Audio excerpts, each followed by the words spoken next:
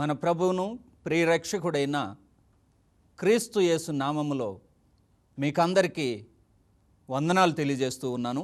నాతో కలిసి కొరింథీయులకు రాసిన 2వ పత్రిక 13వ అధ్యాయము 5వ వచనాన్ని చదవలసిందిగా నేను కోరుతున్నాను. మీరు విశ్వాసము గలవారై ఉన్నారో లేదో మిమ్మల్ని మీరే శోధించుకొని చూసుకొనుడి, మిమ్మల్ని మీరే పరీక్షించుకొనుడి. మీరు భ్రష్టులు కాని ఎడల యేసుక్రీస్తు మీలోనున్నాడని మిమ్మును గూర్చి మీరే ఎరుగరా. విశ్వాసము మనలో ఎంత ఉందో దానిని గురించి మాట్లాడుతున్నాడు.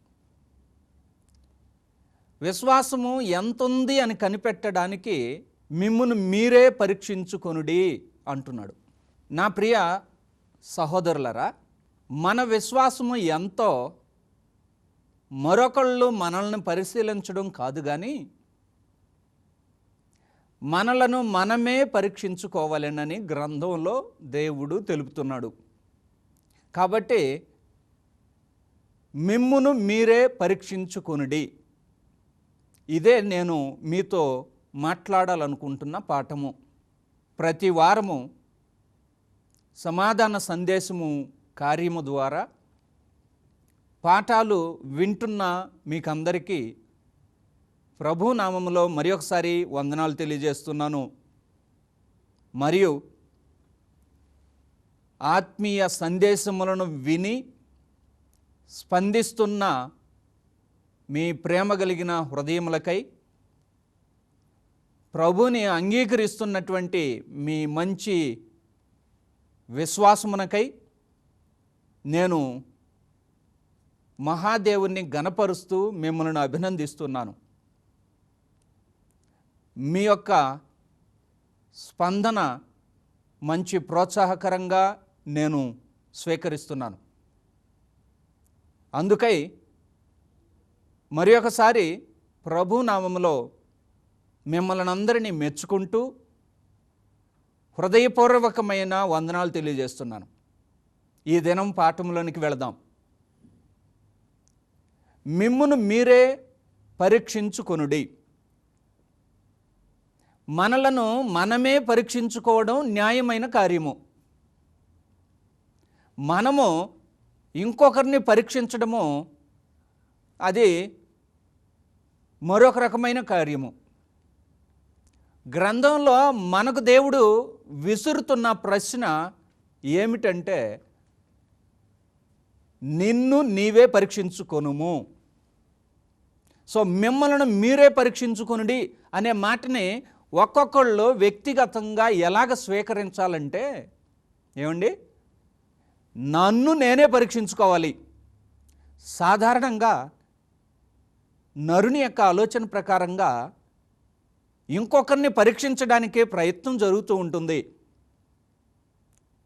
ఇంకొకరిని పరీక్షించడాని గురించి కాదు ఈరోజు ఈ మాట నేను జ్ఞాపకం చేస్తున్నది. నిన్ను నీవే లేదా మిమ్మును మీరే పరీక్షించుకొనుడి. పరీక్షించుకుంటే పరీక్షలో ఫలితం మనకు తెలుస్తుంది. క్రీస్తు మనలో ఉన్నాడన్న మాట తెలుస్తుంది.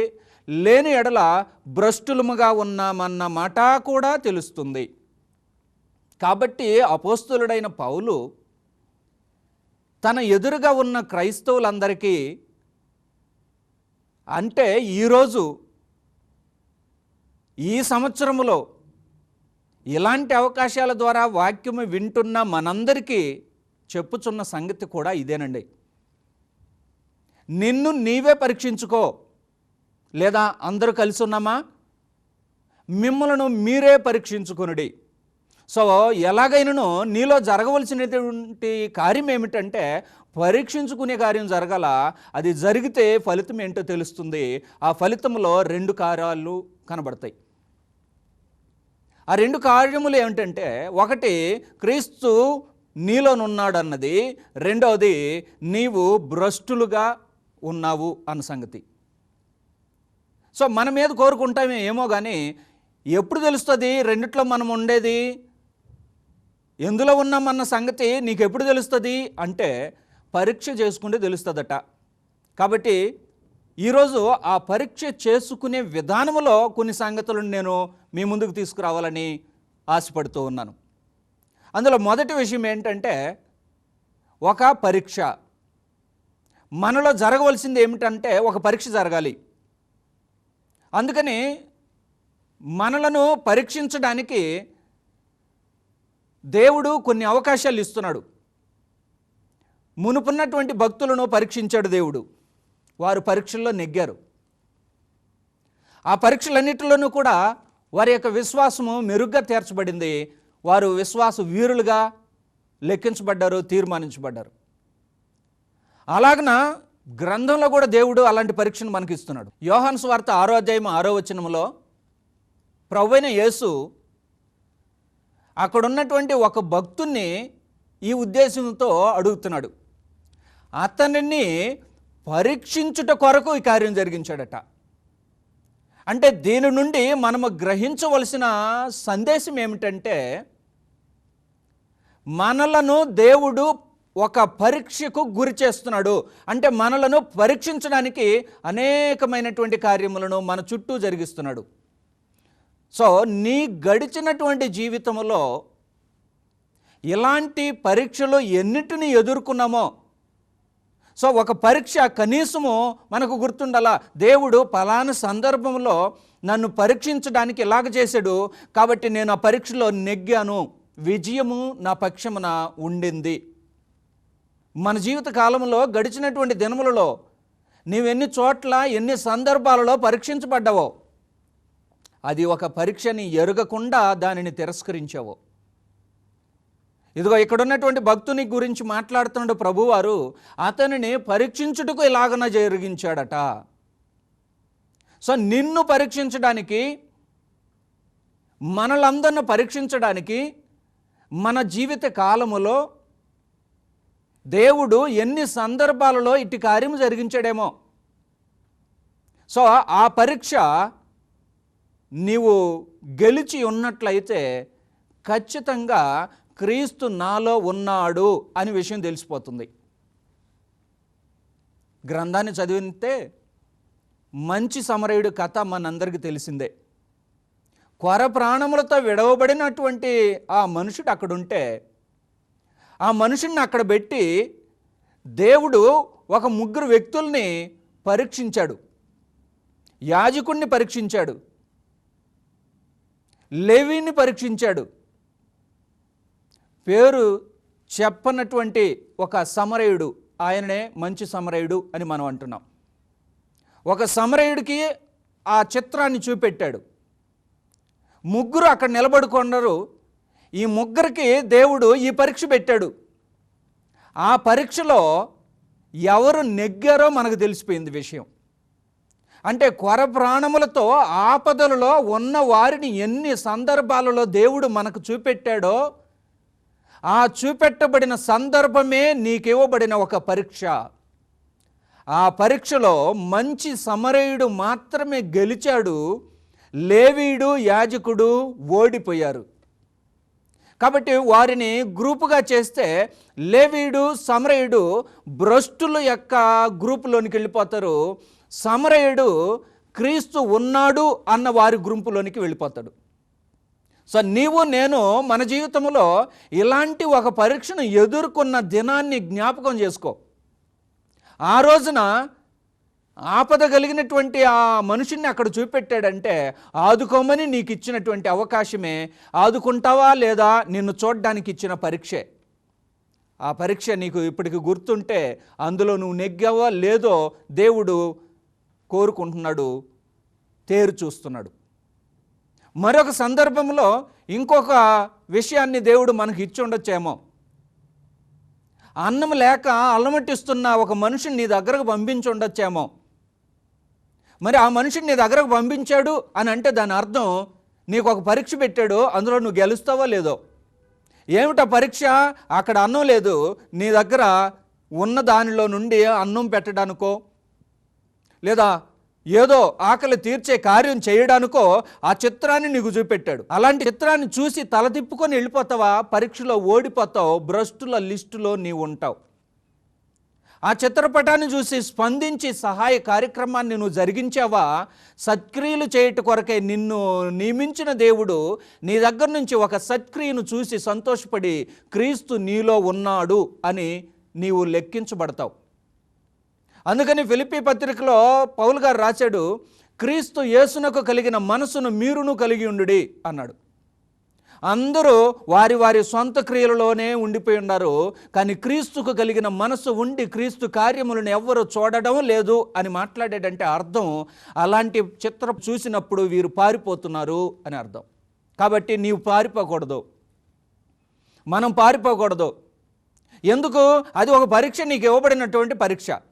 ఆ పరీక్షలో నువ్వు గెలుస్తున్నావా? ఆ గెలిస్తే విశ్వాసము కలిగి ఉన్నాము అని మన పరీక్షలో నెగ్గినట్లే లెక్క అని అర్థం చేసుకొని మన విశ్వాసము పురికొల్పుకోవచ్చును. కాబట్టి నా ప్రియ సహోదరి సహోదరుడా, ఇలాంటి సందర్భాలు నీ జీవితంలో ఎన్ని ఎదురైన సందర్భాలన్నిటినీ నీవు ఆలోచన చేస్తే అవన్నీ కూడా నీకు ఒక పరీక్ష లాంటివే. ఆ పరీక్షలో నీవు స్పందించి కార్యము జరిగించి ఉంటే విశ్వాసములో నెగ్గినట్లే. అందును బట్టి కొరింథీయులకు రాసిన ఆ పత్రికలో 13వ అధ్యాయంలో 2వ పత్రికలో మిమ్మల్ని మీరే పరీక్షించుకుంటే ఏం తెలుస్తుంది? ఇదిగో ఆయా సందర్భాలలో నేను గెలిచాను, కాబట్టి క్రీస్తు నాలో ఉన్నాడు అని నీవు ఎరుగుదువు, మరియు ఇతరులు కూడా నిన్ను చూసి క్రీస్తు నీలో ఉన్నాడని వారు తెలుసుకుందురు. గలతీయులకు రాసిన 3వ అధ్యాయంలో గమనించినట్లయితే 24వ వచనమును చదివితే అందులో దేవుడు రాశాడే, క్రీస్తును ధరించుకున్నటువంటి వారిమని రాశాడు కదా. కాబట్టి క్రీస్తు ధరించుకోవడము, క్రీస్తు నాలో ఉన్నాడు అని మనము చెప్పడం కాదు, కానీ పరీక్షలో నెగ్గడం. కాబట్టి నీకు ఒక పరీక్ష అవసరమైంది, ఆ పరీక్ష నీకు దేవుడిచ్చాడు, ఆ పరీక్షలో నువ్వు గెలిచావు, క్రీస్తు నీలో ఉన్నాడని తెలియపరిచావు. నీకు ఒక పరీక్ష పెట్టబడింది, ఆ పరీక్షలో నువ్వు ఓడిపోతే విశ్వాసం యొక్క భ్రష్టుల గుంపులోనికి నువ్వు వెళ్ళిపోయావు. ఈ పరీక్ష వలన మనకేం తెలుస్తుంది? నేను గెలుస్తానా ఓడిపోతానా అనే మాట తెలవడానికే మనకు దేవుడు ఒక పరీక్ష పెడుతున్నాడు. అబ్రహామును కూడా దేవుడు ఒక పరీక్ష పెట్టాడు. ఆ పరీక్షలో అబ్రహాము గెలిచాడు. కాబట్టి గెలిచిన తర్వాత దేవుడు అబ్రహామునకు తోడై ఉన్నాడు అనే మాట ఆయన అనుకోవడమే కాదు, ఆయన చూసిన వారందరూ కూడా అనుకున్నారు. ఆయన వెళ్ళిన ప్రతి చోటను కూడా అబ్రహామునకు దేవుడు తోడై ఉన్నాడు అని తెలుసుకున్నారు. అలాగే ముందు తరాల్లో ఉండే మరికొంతమంది భక్తులను చూసినట్లయితే వారందరికీ దేవుడు తోడై ఉన్నాడు అని వారికి తెలిసింది అని అంటే వారిలో దేవుడు ఉన్నాడన్న కార్యాలు కనబడ్డాయి. కాబట్టి నేడు క్రైస్తవులుగా మనము భూమి మీద క్రైస్తవ జీవితాన్ని జీవించుచున్న సందర్భములలో మనము క్రైస్తవులమైనందుకు ఏదైనా బాధను అనుభవించిన ఎడల ఆ పేరును బట్టి దేవుని మహిమపరచాలని మనకు ప్రోత్సహించిన పరిశుద్ధ గ్రంథంలోని అద్భుతమైన మాట ఒక మంచి ప్రేరణ కదా మనకు. యాకోబు గారు మనల్ని మరికొంచెం ప్రోత్సహిస్తున్నాడు. మన విశ్వాసము క్రియలతో ఉండాలని తెలిపి చేస్తున్నాడు. అలా కాక కొందరు ఎలాగన అనుకుంటారట, ఇదిగో నాకు ఇవ్వబడినటువంటి పరీక్షలో నాకు విశ్వాసం ఉంది, నీకు ఇవ్వబడినటువంటి పరీక్షలో నీవు క్రియలు చేయగలుగుతున్నావు, కాబట్టి మన ఇద్దరం పంచుకుందాము అన్న ఆలోచన చేస్తే వారు విశ్వాస భ్రష్టులుగా నిలిచిపోతారట. అందుకే యోహాను సువార్తలో ప్రభువారు రాసిన మాట నేను జ్ఞాపకం చేస్తాను. విశ్వాసమును లేనటువంటి భ్రష్టులుగా, ఏశావు లాంటి భ్రష్టులుగా ఎవరైనా ఉంటారేమో, అలాగ కుదరదు. అవసరాన్ని చూసి పారిపోవడం నువ్వు చేయకూడదు.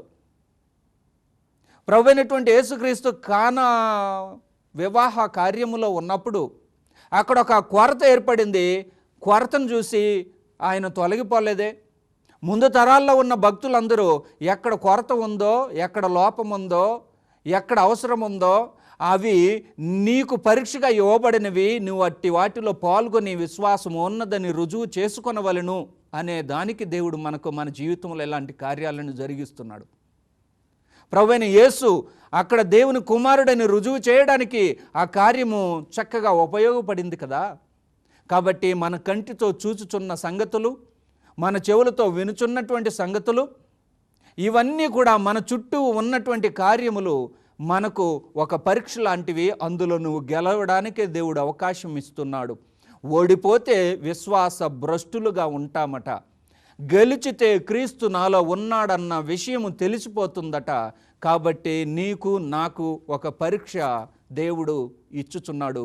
పరీక్షలో నెగ్గడమే మనము చేయవలసినటువంటి కార్యము. రెండవ సంగతి ఏమిటంటే, మనల్ని మనం పరీక్షించుకోవడానికి మన జీవితంలో ఒక జ్ఞాపకాన్ని దేవుడు కోరుకుంటున్నాడు.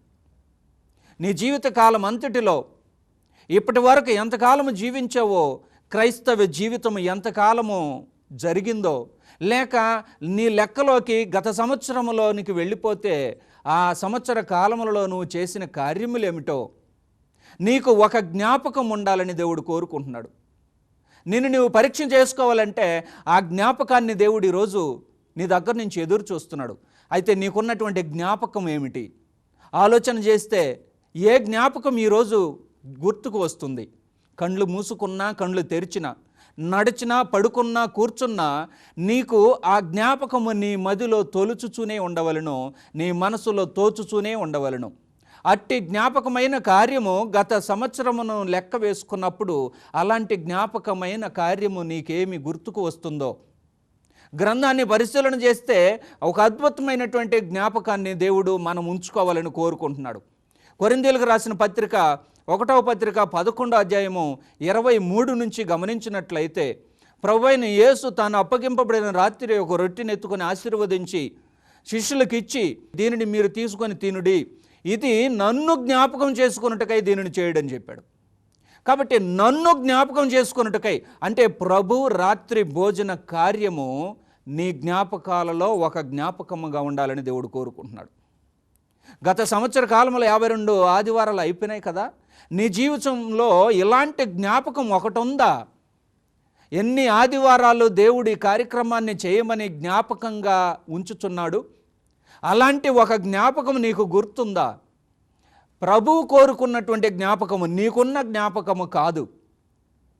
ఆత్మీయమైన జ్ఞాపకాలు ఎలాగనుంటే, కీర్తనకారుడు 100వ కీర్తనలో 3వ వచనంలో చెప్తున్నాడు, యెహోవాయే దేవుడని గుర్తు చేసుకొనుడి, యెహోవాయే దేవుడని జ్ఞాపకం పెట్టుకొనుడి, యెహోవాయే దేవుడని తెలుసుకొనుడి. అంటే నీ జ్ఞాపకాలలో దేవుడు అన్న విషయము జ్ఞాపకం ఉండవలను. నీవెక్కడ ఉన్నను, నడుచినను, పడుకున్నను, మాట్లాడినను, కూర్చున్నను, ఏ కార్యము చేసినను నీ జ్ఞాపకాలలో ఒక జ్ఞాపకము ఎలాంటిదై ఉండాలి. నీ జ్ఞాపకములో ఆత్మ సంబంధమైనటువంటి జీవాహారమైన ప్రభు రాత్రి భోజనము నీ జ్ఞాపకాలలో ఒక జ్ఞాపకమై ఉండాలి. ఆత్మ సంబంధమైనటువంటి జ్ఞాపకాలలో హెబ్రీ పత్రిక 10వ అధ్యాయము 24వ వచనాన్ని గమనించినట్లయితే ప్రభువు దినమును గూర్చి మాట్లాడుతున్నాడు, ఆరాధనను గూర్చి. కొందరు మానుకొనుచున్నట్లుగా సమాజముగా కూడుట మానక ఆ దినము సమీపించుకొలది ఒకరిని ఒకరు పురుకొల్పుకొనుచు అన్నాడు. ఆ దినమును జ్ఞాపకం పెట్టుకోమని చెప్తున్నాడు.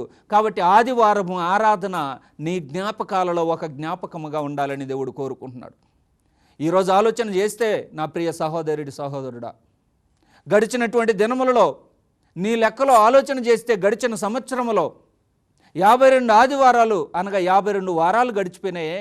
ఆ 52 వారాలలో ఆదివారము వచ్చిందే, ఆదివారాన్ని ఆరాధన జరిగిందే. ఆ ఆరాధన కార్యక్రమము నీ జీవితం అంతయు ఒక జ్ఞాపకముగా నిలవవలెనట. కాబట్టి నీకు ఒక జ్ఞాపకం ఉండాలని దేవుడు కోరుకుంటున్నాడు. ఆ జ్ఞాపకం ఏమిటంటే ప్రభు రాత్రి భోజనము ఒక జ్ఞాపకము. యెహోవాయే దేవుడని తెలుసుకొనుట ఒక జ్ఞాపకము. అంటే యెహోవా యందు భయభక్తులు కలిగి నడుచుకొనుట ఒక జ్ఞాపకం. అలాగనే ఆదివారమున ఆరాధన చేయుట నీ జ్ఞాపకాలలో, ఆత్మీయ జ్ఞాపకాలలో ఒక జ్ఞాపకముగా నీకు ఉండాలని దేవుడు కోరుకుంటున్నాడు. సో నీ జ్ఞాపకాలు ఎలాంటి జ్ఞాపకాలు ఉన్నాయి? ఒకవేళ కొన్ని ఆదివారాలు మిస్ అయ్యి ఉంటే అది నీ జ్ఞాపకాలలో స్వీట్ మెమరీ కాదు, ఇట్ ఈజ్ బ్యాడ్ మెమరీ. మనం కోరుకున్నట్లుగా తీపి గుర్తులు ఉన్నాయే, ఒక తీపి గుర్తు ఏమై ఉండాలంటే ఆదివారం ఆరాధన నీకు ఒక తీపి గుర్తుగా ఉండాలి. అలాంటి తీపి గుర్తులు ఉండడానికి దేవుడు ఒక సంవత్సరంలో 52 వారాలని మనకి ఇస్తే అందులో కొన్నింటిని మనం పోగొట్టుకున్నట్లయితే అవి తీపి గుర్తులుగా మనకు నిలవు. అవి తీపి గుర్తులు కాదు, చేదు గుర్తులుగా మిగులుతాయి. అవి మంచివి కాదు, చేదు మాటలుగా మిగిలిపోతాయి. కాబట్టి మనకు ఒక జ్ఞాపకం ఉండాలని దేవుడు కోరుకుంటున్నాడు. మూడవ మాట నేను మీకు ఈరోజు చెప్పదలుచుకున్నది ఏంటంటే, మనలను మనమే పరీక్షించుకోవడానికి ఒక పశ్చాత్తాపము. మూడవ మాట, మనలో ఒక పశ్చాత్తాపం కలగాలని దేవుడు కోరుకుంటున్నాడు. సో ఎలాంటి పశ్చాత్తాపాన్ని నువ్వు కలిగి ఉంటున్నావో, దేవుణ్ణి సంతోషపెట్టే కార్యము నీ దగ్గర ఒకటి ఉండాలని కోరుకుంటే, దేవుణ్ణి బాధపెట్టే కార్యము నీ దగ్గర అనేకమైనవి ఉంచుకుంటే, దేవుడు నీ యందు నా యందు సంతోషపడ్డాడు. జనాలను చూసి దేవుడు సంతోషపడిన దినాలు ఉన్నాయి, జనాలను చూసి దేవుడు బాధపడిన దినాలు ఉన్నాయి. ఆదికాండం 6వ అధ్యాయం చదివినట్లయితే జనములందరిని చూసి ఆ రోజున నోవాహు యొక్క తరములో ఉన్న జనాలను చూసి ఆయన హృదయము నొచ్చుకున్నదట. అంటే బాధపడిన దినమట అది. అలాగనే ఆ తరములో నోవాహును చూసి మాత్రమే ఆయన సంతోషపడ్డాడట. అలాగనే యోనాని నినేవే పట్టణానికి వెళ్ళమన్న సందర్భంలో చూస్తే ఆ జనములను గురించి ఆయన బాధపడ్డాడట. కానీ వారిలో, యోనా గ్రంథం 3వ అధ్యాయంలో చదివితే, వారిలో కలిగినటువంటి పశ్చాత్తాపాన్ని బట్టి దేవుడు వారికి చేస్తానన్న కీడు చేయకుండా మానివేశాడంటే, వారిలో ఉన్న పశ్చాత్తాపము, వారిలో ఉన్న పశ్చాత్తాపము దేవుని కదిలించిందంటే, ఒక పశ్చాత్తాపము దేవుణ్ణి ఎంతగా కదిలిస్తుందో అర్థం చేసుకోగలం. నీకు దేవుడు ఇచ్చినటువంటి అవకాశాన్ని బట్టి సద్వినియోగం చేసుకొని ఒక పశ్చాత్తాపాన్ని నువ్వు కలిగి ఉంటే తప్పనిసరిగా దేవుడు నీ యందు నా యందు సంతోషపడతాడు. సో గడిచిన జీవితంలో ఎన్ని కార్యాలు చేసేసావో, ఎన్నో చెడు కార్యాలు చేసేసావో, ఎన్ని మంచి కార్యాలు చేయలేకపోయావో, ఎన్ని చెడు మాటలు మాట్లాడేసావో, ఎన్ని మంచి మాటలు మాట్లాడలేకపోయావో, ఎన్ని చెడు అలవాట్లు అలవాటు చేసుకున్నావో, ఎన్ని మంచి అలవాట్లు అలవాటు చేసుకోలేకపోయావో, ఎన్ని రకాలుగా చెడు నడతలు నీవు నడిచావో, ఎన్ని మంచి నడతల్లోనికి వెళ్ళలేకపోయావో ఆలోచన చేసి నీలో ఒక పశ్చాత్తాపం కలిగితే ఆ పశ్చాత్తాపాన్ని దేవుడు సంతోషిస్తాడట. లోకాసువార్త 15వ అధ్యాయము 7-10 వచనాల్లో గమనిస్తే దేవుని సముఖములో సంతోషించేటువంటి ఒక కార్యం ఏమిటంటే నీ హృదయంలో జరిగే ఒక పశ్చాత్తాపం. అలాంటి ఒక పశ్చాత్తాపాన్ని దేవుడు కోరుకుంటున్నాడు. పేతురు పత్రిక 3వ అధ్యాయము 10వ వచనంలో గమనించినట్లయితే మనం ఎవ్వరం కూడా నశించిపోవట ఆయనకి ఇష్టం లేదట, అందరూ మారు మనసు పొందాలని దేవుడు కోరుకుంటున్నాడు. దైవ చిత్తానుసారమైన దుఃఖం నీలో కలగాలని కోరుకుంటున్నాడు ఈరోజు. కావున గడిచినటువంటి దినములను గమనించినట్లయితే, గడిచిపోయినటువంటి దినములను నువ్వు జ్ఞాపకమునకు తెచ్చుకుంటే ముందున్న దినముల్లోనికి వెళ్ళడానికి నీకు నాకు ఉపయోగపడే ఒక చక్కని ఆయుధం ఏమిటంటే ఒక పశ్చాత్తాపం. కాబట్టి నా ప్రియ సహోదరి సహోదరుడా, నిన్ను నీవే పరీక్షించుకో, లేకపోతే మిమ్ములను మీరే పరీక్షించుకోండి. ఎలాగ పరీక్ష చేసుకుంటాం? పరీక్ష చేసుకుంటే ఏం తెలుస్తుందంటే భ్రష్టులమా లేక క్రీస్తుని కలిగిన వారమా? అందుకు 3 మాటలు నేను చెప్పా. ఒక పరీక్ష, నీకు దేవుడు ఒక పరీక్ష ఇచ్చాడు, అందులో నువ్వు గెలిస్తే క్రీస్తు నీలో ఉన్నాడని గుర్తు చేసుకో. అందులో నువ్వు ఓడిపోయి ఉంటే ఇదిగో భ్రష్టుల యొక్క లిస్టులో ఉన్నామని గుర్తు చేసుకో. రెండవది ఒక జ్ఞాపకం. తీపి గుర్తులని మనకు ఎలాగైతే అనేక సంగతులు గుర్తుంటాయో, అలాగే ఆత్మ సంబంధమైన విషయాలలో తీపి గుర్తుగా నీకు నిలబడవలసిన సంగతులను నేను మీకు తెలియపరిచాను. అవి నీకు తీపి గుర్తుగా లేకపోతే మిగతావి తీపి గుర్తులు కావు, చేదు గుర్తులే. అలాంటి ఒక జ్ఞాపకం ఉంటే క్రీస్తును కలిగిన వారంగా నీవు ఉంటావు. అలాంటి జ్ఞాపకాలు నీకు లేకపోతే భ్రష్టులమైనటువంటి వారి లిస్టులో మనం ఉంటాం. మూడవ మాట ఒక పశ్చాత్తాపం. దేవుడు ఒక పశ్చాత్తాపాన్ని నీలో కోరుకుంటున్నాడు. అలాంటి పశ్చాత్తాపం కలిగిన భక్తులందరినీ దేవుడు అంగీకరించాడు. వారిలో దైవ చిత్తానుసారమైన దుఃఖం కలిగిందని దేవుడు వారిని కనికరించి వారిని ఆశీర్వదించాడు. అపొస్తలుల కార్యం 2వ అధ్యాయము 37వ వచనంలో గమనిస్తే వారి హృదయంలో నొచ్చుకున్నారట. అలాంటి నొచ్చుకునే కార్యమే నీలో ఒక పశ్చాత్తాపం దేవుడు కోరుకుంటున్నాడు. గడిచిన కార్యములన్నింటినీ గమనించి నీకు ఒక పశ్చాత్తాపం నీలో కలిగినట్లయితే ఆ పశ్చాత్తాపం యొక్క ఫలితము క్రీస్తు నీలో ఉండడానికి అవకాశం ఉండను. అలాంటి ఏ పశ్చాత్తాపము లేకపోతే నేనే పాపము ఎరగను అని అనుకుంటే విశ్వాసాన్ని పరీక్షించుకున్నప్పుడు భ్రష్టుల యొక్క లిస్టులో నువ్వు ఉంటావేమో, జాగ్రత్త అని మనకు హెచ్చరిక చేస్తున్న ఈ మాటలని హృదయపూర్వకంగా మనం అంగీకరించాలని దేవుడు కోరుకుంటున్నాడు, హెచ్చరిక జారీ చేస్తున్నాడు. కాబట్టి నా ప్రియ సహోదరులారా, మరొకసారి మిమ్మల్ని మీరే పరీక్షించుకోండి అనే మాట దేవుడు మనకే విడిచిపెట్టాడు. మనకే స్వాతంత్రం ఉంది. పరీక్ష చేసుకుందామా, ఫలితం పొందుతాం. పరీక్ష చేసుకోలేదా, ఫలితమేమీ మనకు రాదు. ఆ పరీక్షలో విజయం మన పక్షమున ఉండాలని నేను కోరుకుంటున్నా. దేవుడు మనలందరినీ అలాగ నడిపించునుగాక. ప్రార్థన చేసుకుందాం. మహాపరిశుద్ధుడా, పరలోకమందున తండ్రి, మీకే స్తుతి, ఘనత, మహిమ, ప్రభావాలు చెల్లిస్తున్నాం. మమ్మల్ని ఆశీర్వదించి ఈ దినములోనికి ప్రవేశపెట్టారు. మేము విశ్వాసమును పరీక్షించుకోవడానికి మీరు మాకు అనుగ్రహించిన ఈ దినాన్ని బట్టి కృతజ్ఞతలు తెలియజేస్తున్నాం. మా విశ్వాసాన్ని పరీక్ష చేసుకొని మేము భ్రష్టులం కాకుండా క్రీస్తును కలిగినటువంటి వారముగా అనుసరించుటకు ఆశీర్వదించండి. క్రీస్తు యేసు యొక్క అడుగుజాడల్లో నడవడానికి, సత్యములో అభివృద్ధి పొందడానికి మా భవిష్యత్ కాలములో ముందున్నటువంటి దినములను దీవించమని, అలాగే మా శేష జీవితములను ఆశీర్వదించమని కోరుతున్నాం. సమాధాన సందేశం అనే కార్యక్రమం ద్వారా వినిపించబడుతున్న పాఠములన్నిటినీ మీరు దీవించి నడిపించుచున్నారు. వింటున్న వారిని అందరినీ దీవించమని కోరుతూ, ఎవరెవరు ఎలాంటి అవసరతలు కలిగి ఉంటున్నారో ఆశీర్వదించి సహాయం చేయమని ఈ ప్రార్థన మా ప్రభువును ప్రియరక్షకుడైన క్రీస్తు నామమున వేడుకుంటున్నాం పరలోకమందున మా తండ్రి. ఆమెన్. ప్రభువైన యేసు నామములో మరొకసారి మీకు వందనాలు తెలియజేస్తున్నాను. బైబిల్ తరగతులకు ప్రతి మాసములో ఆయా ప్రాంతములలో మీరు హాజరు కావచ్చు. అలాగే బైబిల్ కరస్పాండెన్స్ కోర్సును కావలసినటువంటి వారు ఫోన్ నంబర్లకు సంప్రదించినట్లయితే కోర్సు మీకు పంపించబడుతుంది. మీకు అందరికీ ప్రభు పేరట మరొకసారి వందనాలు తెలియజేస్తూ ముగిస్తూ ఉన్నాను. వివరముల కొరకు మరియు ప్రార్థనా అవసరతల కొరకు మమ్మల్ని సంప్రదించవలసిన మా ఫోన్ నెంబర్స్ 9858845588 మరి ఒక నెంబర్ 9494473488. మా ఆంధ్రప్రదేశ్ చిరునామా church of Christ, CBN Nagar, Naidupeta, Nellore district, Andhra Pradesh. మా తెలంగాణ చిరునామా church of Christ number 5-62/1, Peddamberpet, Hayat Nagar, Hyderabad, Telangana. దేవుడు మిమ్మల్ని ఆశీర్వదించునుగాక.